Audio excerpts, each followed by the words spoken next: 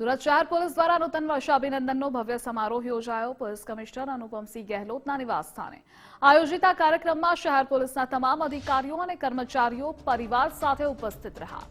અનુપમસિંહ ગહેલોતે અધિકારીઓ અને કર્મચારીઓ સાથે શુભેચ્છાઓનું આદાન પ્રદાન કર્યું। સુરતની જનતાને નવા વર્ષની શુભકામના પાઠવી। તેમણે મીડિયા સાથેના સહકારની પ્રશંસા કરી। ફિલ્મી ગીતો ગાઈ હળવી પળોનો આનંદ માણ્યો।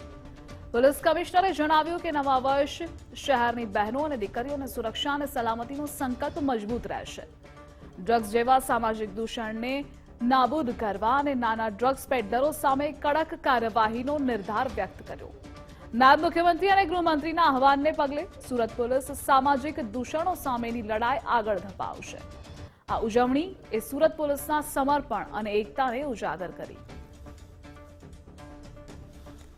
हमारा सूरत शहर पुलिस परिवार तरफ थी हमारा सूरत शहर तमाम नगरजनों ने खूब खूब शुभेच्छा आपू छूँ।